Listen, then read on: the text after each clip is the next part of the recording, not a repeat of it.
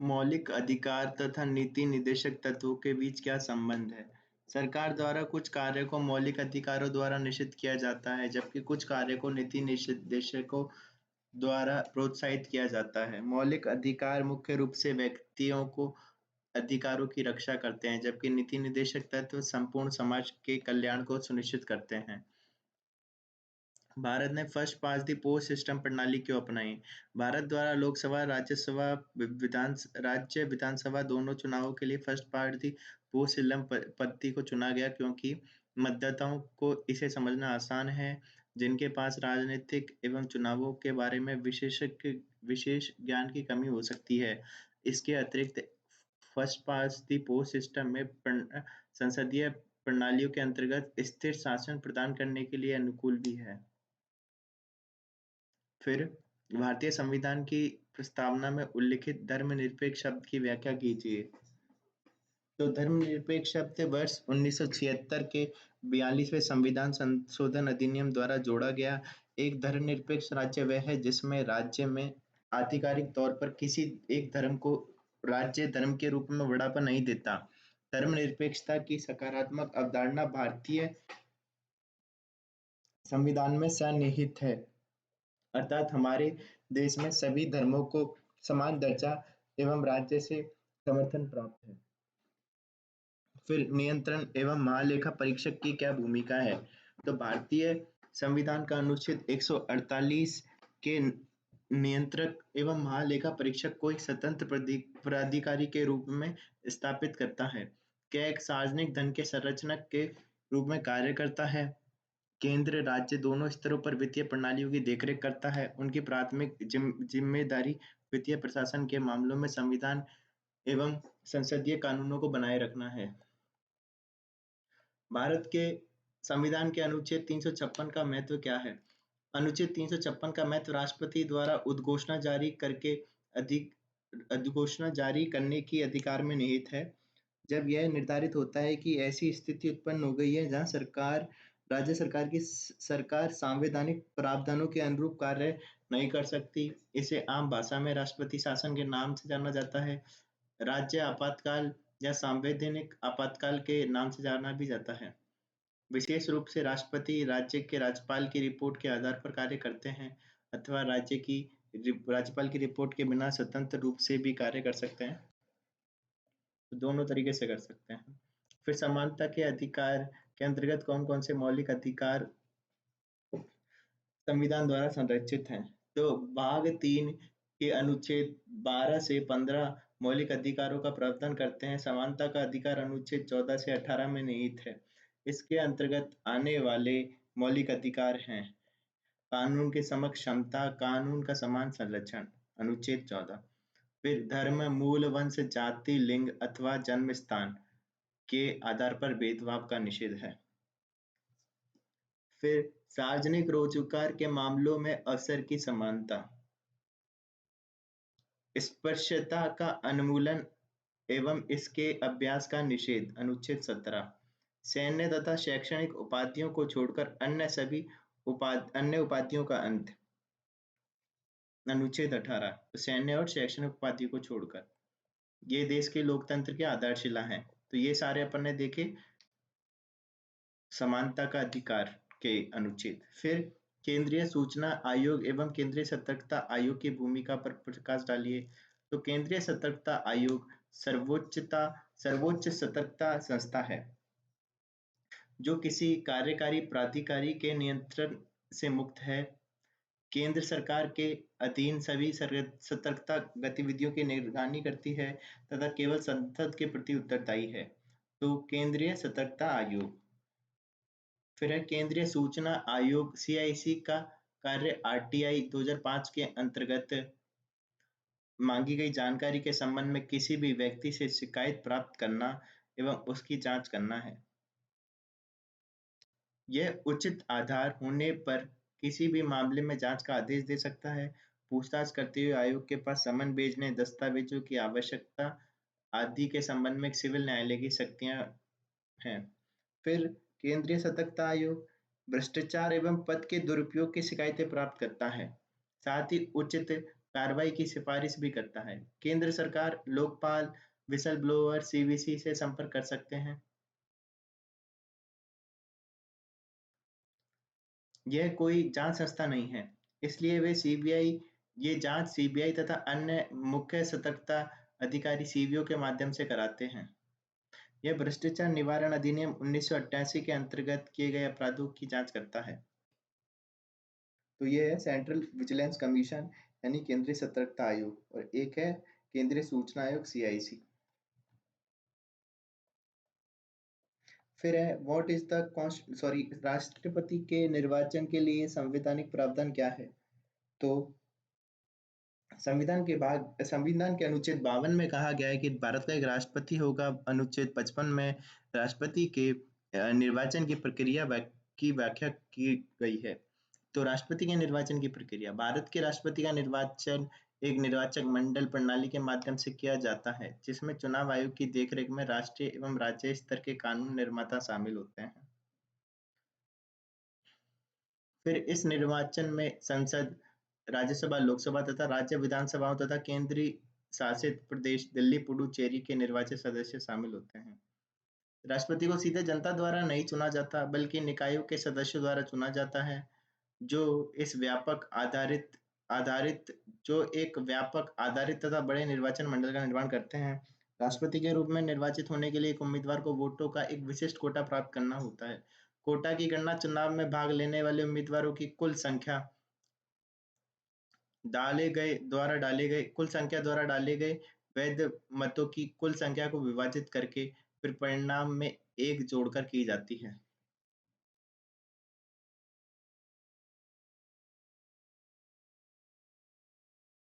राज्य का नाम परिवर्तित करने का संवैधानिक प्रावधान क्या है। तो संविधान का अनुच्छेद 3 ई नए राज्य के गठन एवं मौजूदा राज्यों के क्षेत्रों में सीमा तथा अथवा नामों के परिवर्तन का प्रावधान करता है। तो अनुच्छेद 3 ई, यह कोई संवैधानिक संशोधन नहीं है। राज्य का नाम परिवर्तन करने का विधेयक राष्ट्रपति की पूर्व अनुशंसा से संसद अथवा राज्य विधानसभा द्वारा प्रस्तुत किया जाता है। फिर नाम परिवर्तन करने का विधेयक राज्य विधानमंडल में निर्धारित समय अवधि के भीतर अपना विचार व्यक्त करने के लिए प्रस्तुत किया जाता है। हालांकि इन उनके विचार तथा सुझावों को स्वीकार करना अनिवार्य नहीं है। राज्य विधानसभा के सुझाव प्राप्त होने के बाद या सीमित समय अवधि समाप्त होने के बाद विधेयक संसद में वापस आ जाता है। विधेयक को किसी भी सामान्य विधेयक की तरह 50% +1 वोट के आधार पर साधारण बहुमत से पारित किया जाने चाहिए। विधेयक पर राष्ट्रपति के हस्ताक्षर के बाद यह अधिनियम बन जाता है। लोकसभा तथा राज्यसभा के बीच 3 प्रमुख अंतरों को सूचीबद्ध कीजिए। तो केंद्र सरकार की विधायी शाखा संसद है। राज्यसभा, लोकसभा, राष्ट्रपति इसके 3 घटक हैं। लोकसभा व राज्यसभा के बीच अंतर। लोकसभा के सदस्यों के कार्यकाल 5 वर्ष, राज्यसभा के संसद स्थायी सदन है, दो प्रत्येक 2 वर्ष बाद राज्यसभा का 1/3 सदस्य सदन से सेवानिवृत्त होते हैं। फिर लोकसभा के सदस्यों का चुनाव सीधे जनता द्वारा किया जाता है, जबकि राज्यसभा के सदस्यों का चुनाव राज्य एवं केंद्र शासित प्रदेशों की विधानसभाओं के प्रतिनिधियों द्वारा किया जाता है। लोकसभा में 53 सीटें हैं, वही राज्यसभा में 245 सीटें हैं।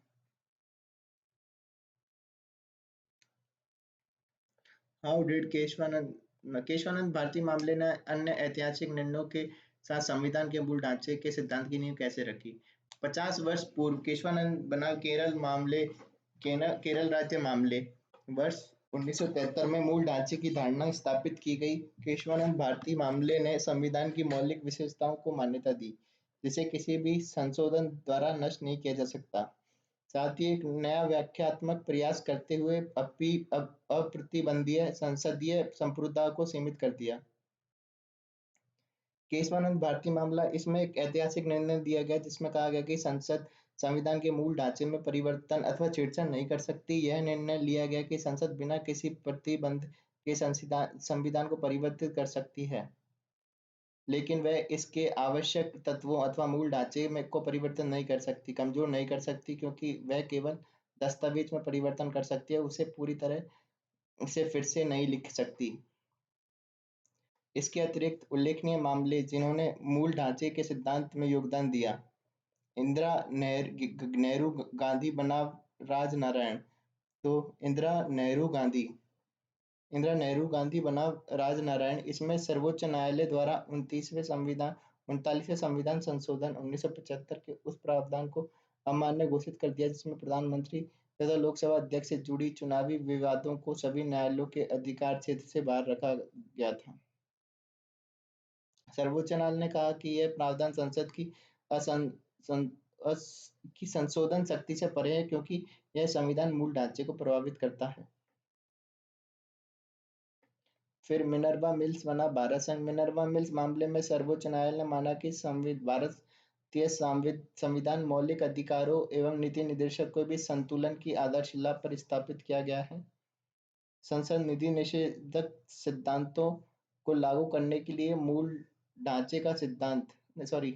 अधिकार में संशोधन कर सकती है जब तक कि संशोधन संविधान के मूल ढांचे को हानि अथवा नष्ट नहीं करता।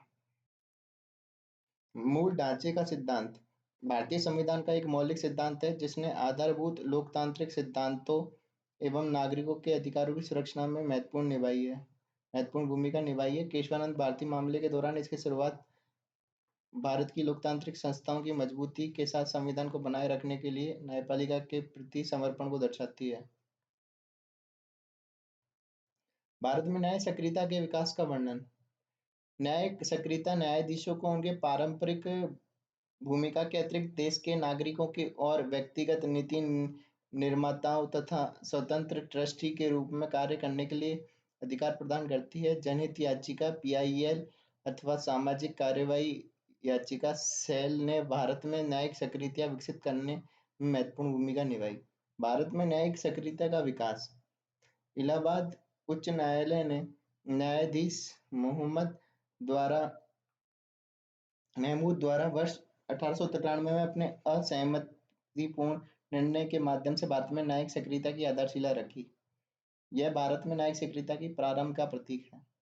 AK गोपालन बनाम मद्रास राज्य 1950 में एक रिट दायर की गई। इस संबंध में पहला उल्लेखनीय मामला था जिसमें यह पता लगाया गया कि बिना मुकदमे के हिरासत में रखना अनुच्छेद 14, 19, 21, 22 के अंतर्गत मौलिक अधिकारों का उल्लंघन है।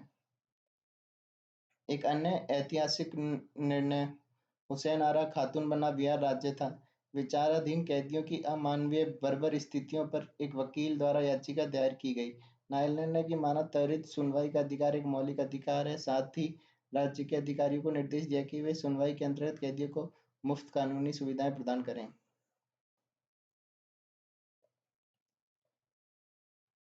फिर है शीला बारसे बना महाराष्ट्र राज्य। मामले में एक पत्रकार द्वारा लिखा गया कि सर्वोच्च न्यायालय को भेजा गया था जिसमें जेल में महिला कैदियों की हिरासत में हिंसा पुष्टि की गई।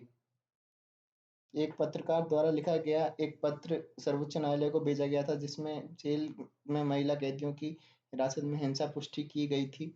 न्यायालय द्वारा उस पत्र को एक लिखित याचिका के रूप में माना। साथ ही मामले को स्वीकार करते हुए संबंधित राज्य अधिकारी को विपरीत दिशा निर्देश जारी किए। न्यायिक सक्रियता की अवधारणा सकारात्मक व नकारात्मक दोनों पहलू हैं। न्यायिक सक्रियता की भूमिका नजरअंदाज नहीं किया जा सकता क्योंकि इसने समाज के वंचित निर्धन व्यक्तियों, सामाजिक शैक्षणिक रूप से पिछड़े, तस्करी के पीड़ितों तथा विचाराधीन कैदियों को न्याय दिलाने में महत्वपूर्ण भूमिका निभाई है। फिर एक राष्ट्र एक चुनाव अधिनियम करने के क्या लाभ है, क्या हानि है। तो पक्ष में तर्क क्या है? केंद्रित शासन, नीतिगत निर्णयों में निरंतरता, चुनाव की लागत में कमी, कुशल मतदाता सूचियां, सुरक्षा बलों की तैनाती में कमी। फिर इसके विपक्ष में तर्क है संवैधानिक दबाव, क्षेत्रीय हितों की उपेक्षा, तार्किक चुनौतियां, संघवाद के विचार विरुद्ध, फिर पंथ जैसी छवि का उद्भव। पंचायती राज संस्थाएं भारतीय लोकतंत्र के महत्वपूर्ण स्तंभ के रूप में उभरी। उन चुनौतियों पर प्रकाश डालिए जो पीआरआई में बाधा बनी।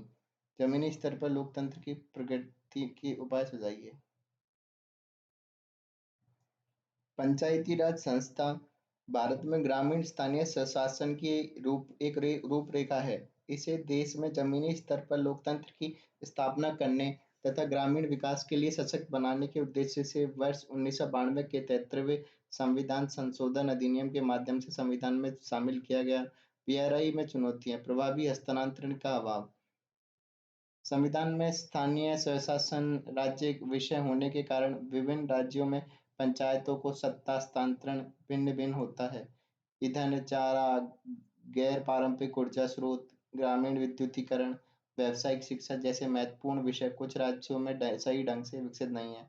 अपर्याप्त अनुदान तथा अथवा निधि, तो पीआरआई में प्राय स्वतंत्र राजस्व निधि की कमी होती है। उनके प्रबंधित धन का 90% से अधिक केंद्रीय योजनाओं से जुड़ा होता है। फिर है प्रतिनिधित्व अथवा सरपंच पति संस्कृति। 2015 में सरपंच पति संस्कृति को समाप्त करने के लिए प्रधानमंत्री के आह्वान के बावजूद यह लैंगिक पूर्वाग्रह, महिला अशिक्षा व पितृसत्तात्मक मानदंडों के कारण वर्तमान में भी जारी है। ढांचागत चुनौतियां, धन की कमी के कारण कई ग्राम पंचायतें तथा अन्य संगठनों के साथ परिसर साझा कर रही है। उनके पास विद्युत, जल, शौचालय आदि जैसी निम्न सुविधाएं नहीं है। उपाय क्या हैं? जवाबदेही और अधिकार के साथ सच्चे राजकोष या संघवाद द्वारा स्थायी समाधान प्रदान किए जाएं, जैसा कि द्वितीय प्रशासनिक आयोग द्वारा सलाह दी गई है। कार्यों का स्पष्ट विभाजन होना चाहिए। फिर राज्य सरकारों को उपयुक्त सक्षम दिशा निर्देशों तथा समर्थन द्वारा निर्देशित होकर सार्वजनिक अथवा निजी एजेंसी को विशिष्ट कार्यों में आउटसोर्सिंग के लिए प्रोत्साहित करना चाहिए। जिला स्तरीय लेखा परीक्षक समितियों की स्थापना, समग्र क्षमता निर्माण के लिए विशेष संस्थाओं से लिया गया व्यापक प्रशिक्षण आवश्यक है।